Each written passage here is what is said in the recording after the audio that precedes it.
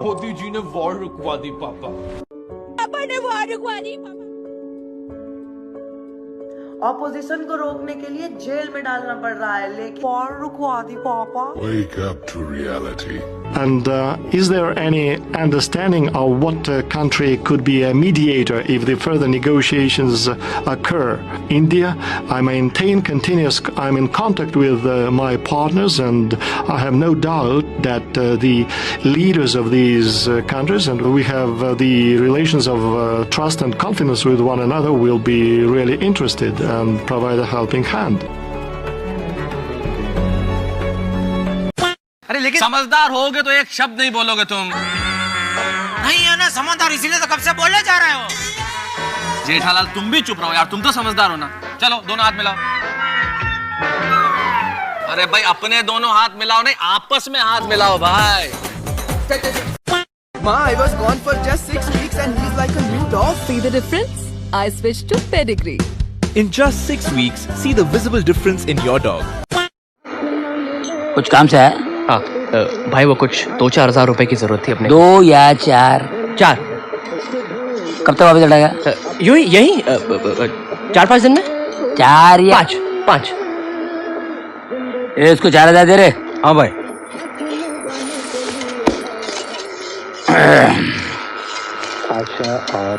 ले खुदा हाफिज़।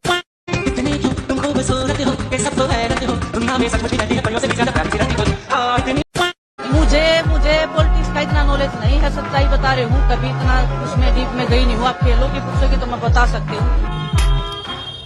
थूक के चाटना किसे कहते हैं, वो आज पूरे देश ने देख लिया।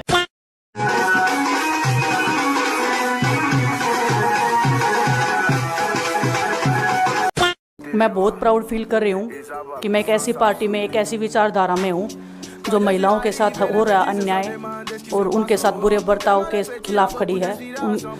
वो लड़ाई लड़ने के तैयार है, सड़क से लेकर संसद तक। अच्छा।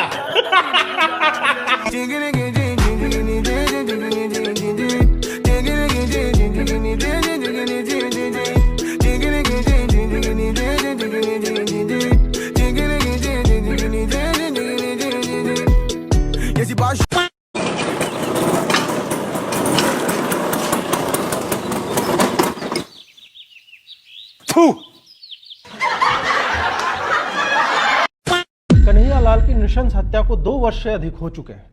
उनका पुत्र पादुकाएं त्याग कर न्याय की प्रतीक्षा में हर दिन घुट रहा है। जिस हत्याकांड के वीडियो हैं, जिसका कोई दूसरा पक्ष है ही नहीं, उसमें मोहम्मद गौस, रियाज और जावेद को फांसी नहीं दी जा रही है। जावेद को तो हाल ही में बेल मिल गई ताकि वो बाहर घूम सके। बैंगलोर से लेकर भारत के कई राज्यों में आज भी सरतन से जुदा के नारे लग रहे हैं। मुल्ले मौलाना स्टेज से माइक पर काफिरों की हत्या की धमकियां दे रहे हैं। न सुप्रीम कोर्ट को यह सब दिखता है, न मुसलमानों की गोद में खोलते प्रशासन को। जब एक जावेद बेल पर निकलता है तो तंत्र कन्हैयालाल के बेटे यश पर थूकता हुआ दिखता है। गौस और रियाज जानते हैं कि वो गला भी रेतेगा, वीडियो भी बनाएगा और लंबे समय तक बचा रहेगा, क्योंकि उसका पक्ष तंत्र के हर हिस्से को खरीद सकता है। जिन्हें केस बनाना है वो भी झुक रहे हैं। 2 वर्ष में सरकार इन आतंकियों को दंड नहीं दिलवा पाई है, वहीं दूसरी पक्ष के वकील बेल दिलवा ले रहे। ये वही राजस्थान सरकार है जो अंकुर आर्य द्वारा अजमेर बलात्कार कांड पर सत्य बोलने के कारण 4 वर्षों से परेशान कर रही है, और भाजपा की सरकार आने के बाद भी वह व्यक्ति इसी तंत्र से जूझ रहा है। उसके 10 लाख रुपए इसमें खप चुके हैं।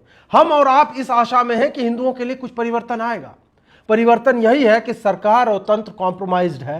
गौस, रियाज और जावेद जैसे हत्यारे गणासा और छुरा लेकर घूम रहे हैं आपको रेतने के लिए, क्योंकि वो जानते हैं जब कमलेश तिवारी के हत्यारों को अभी तक दंड नहीं मिला तो उन्हें क्या हो सकता। Clean your country is a strategic national government program. Well, it's not working, is it?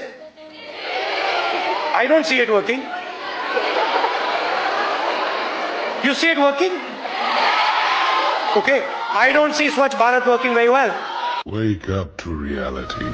Swachh Bharat mission in India averted 60 to 70,000 infant deaths annually between 2011 and 2020, says study published in international science journal Nature.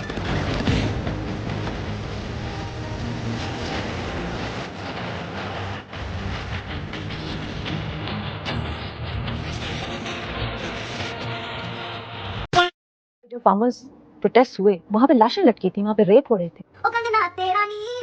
हो जावे। देश चुनौतियों से नहीं कंगना से परेशान है। ओ बेशर्म बेगैरत बदतमीज चमन चूहे, थप्पड़ खा के सार्वजनिक किसका मन नहीं बना? इतने थर्ड क्लास चिलम चिली मेरे से नहीं हो सकती। सीधी बात, नो बकवास। कंगना रनौत झूठ बोल रही है, मनगढ़ंत कहानियां बना रही है। तो 2021 में जो इतने सारे आर्टिकल्स आ रहे थे rape rape rape rape rape, तो उस पे केस कर दो ना, उन पे केस। या फिर ये भी कंगना ने और बीजेपी ने खरीद रखे हैं, इसमें भी पोपो की गलती है। ऐसे ही बोलेगी नहीं तो बेगैरत बदतमीज चमन चूसी तो अभी से नहीं होता है। चमन चूसी तो अभी से नहीं होता है, क्योंकि इस पे दीदी का कॉपीराइट है। तो तू गाल पे फोकस करना, ना चज दी गल कर सकती है, ना चज नाल गल कर सकती है। पूरे दिन है करती रहती है बस। कंगना पूरे दिन है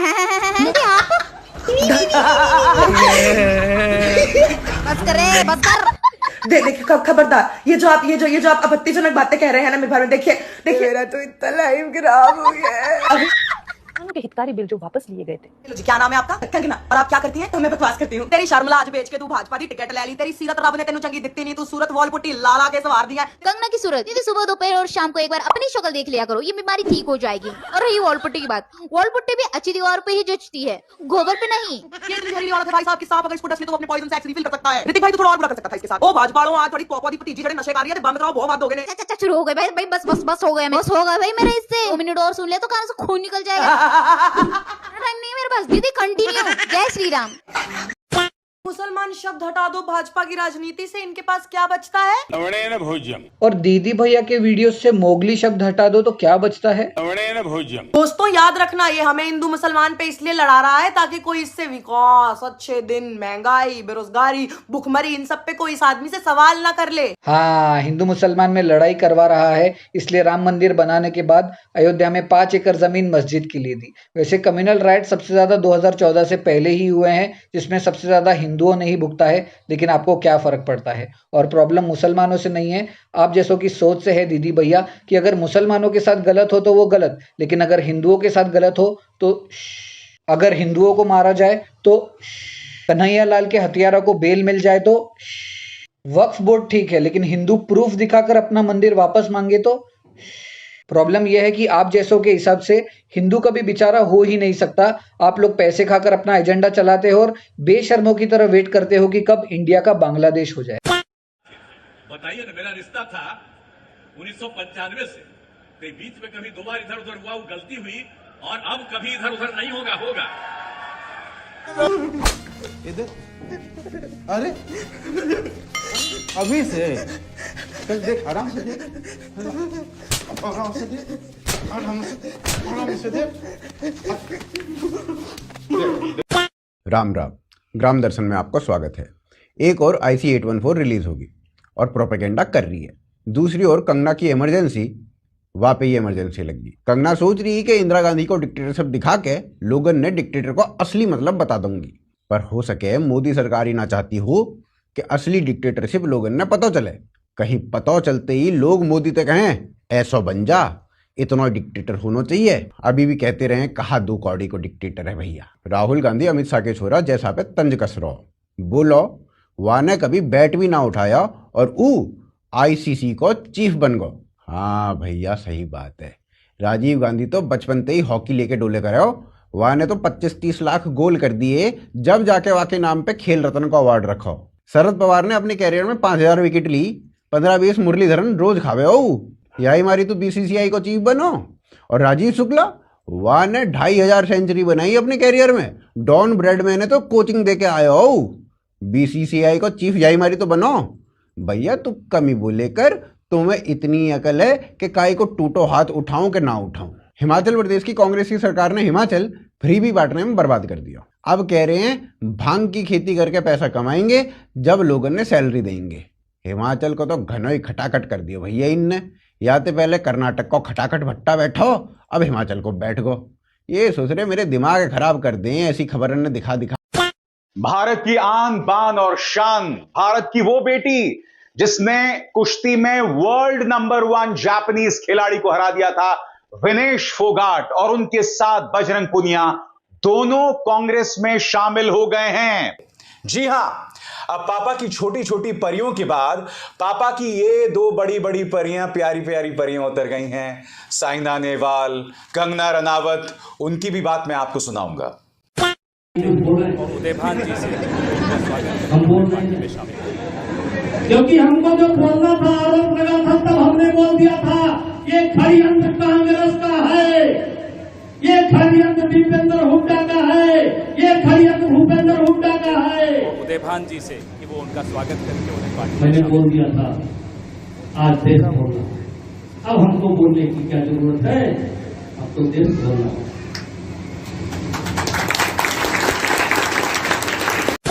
जो उन्होंने एलिगेशन लगे उनके ऊपर अरेस्ट किया जाए, उनके ऊपर कार्रवाई की जाए, और रेसलिंग फेडरेशन जो उनके लोग बैठे उनको अच्छे लोगों को रेसलिंग फेडरेशन दी जाए जो देश के खिलाड़ियों का भला हो सके। हमारी ये दो ही मांग है और राजनीति हमारा कोई मकसद नहीं है यहाँ से। मुझे पॉलिटिक्स का इतना नॉलेज नहीं है, सच्चाई बता रही हूँ, कभी इतना उसमें डीप में गई नहीं हूँ। आप खेलों की पूछोगे तो मैं बता सकती हूँ।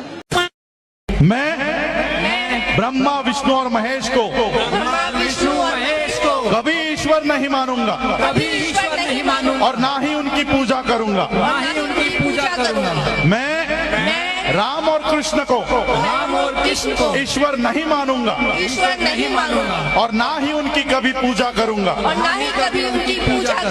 मैं गौरी गणपति आदि हिंदू धर्म के किसी भी देवी देवताओं को नहीं मानूंगा, और ना ही उनकी पूजा करूंगा। ईश्वर ने कश्मीर में तो चांस ही नहीं। हाँ, जरूर ये है, कई लोगों ने मुझे कहा कि पिछले 5 सालों में जरूर एक तरीके से एक शांति तो आई है। आज मैं जामा मस्जिद गया था, वहीं जामा मस्जिद शुक्रवार के दिन में स्टोन पेल्टिंग हुआ करती थी। जामा मस्जिद में अब स्टोन पेल्टिंग तो होती नहीं है। तो जरूर एक लोग मानते हैं कि बीजेपी ने पिछले 5 सालों में एक तरह से एक आप उसे कहिए एक अमन चैन में नहीं कहूंगा, लेकिन there is no stone pelting. लेकिन क्योंकि बीजेपी की एक इमेज बनी है कि ये मुस्लिम विरोधी हैं। मुनव्वर फारूकी साहब ये कॉमेडी करते हैं, बीच बीच में लड़कियों को पटाने के लिए शायरी करते हैं। जोक के बीच में ऐसे लड़कियों की तरफ देख के ऐसे बोल देंगे, एक शायरी लिखी है।